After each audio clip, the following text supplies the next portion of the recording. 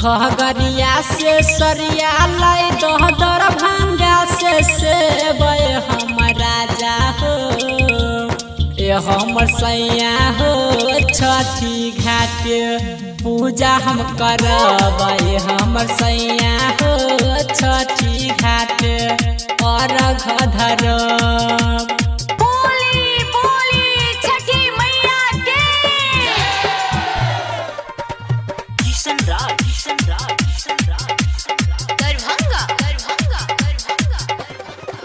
बेरहल बैसैया सुन नया नया सारी कोइल घाट पर जाए के तैयारी। हाँ हाँ बेरहल राजा जी हम नया नया सारी कोइल घाट पर हम जाए के तैयारी। सोनकी बाजार से नारियल मंगाई दह चुनरी लहकदार हम राजा हो ए हमर सैया हो छठी घाट पूजा हम करबै हम राजा हो छठी मैया के अर्घ धरब।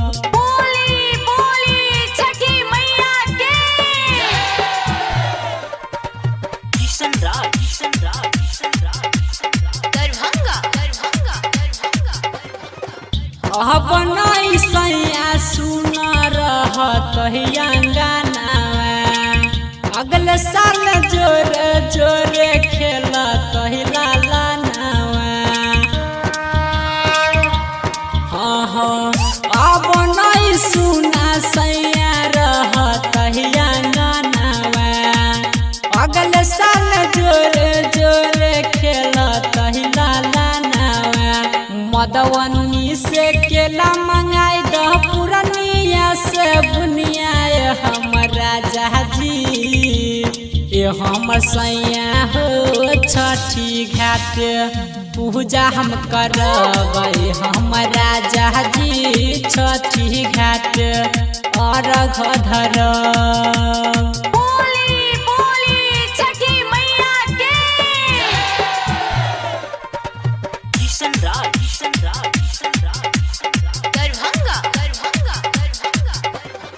मैया के महिमा छै जग में महान जी जानै छ सुन सैया पूरा जहान जी।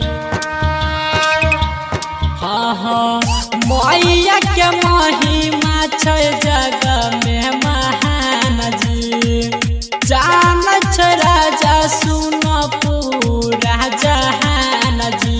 आ धोई घाट से सुन दौरा मंगा दह कोसिया जोरे जोरे हम राजा हो सुन रमन जी हो छठी घाट पूजा हम करबै हम राजा जी छठी घाट अर्घ धरब।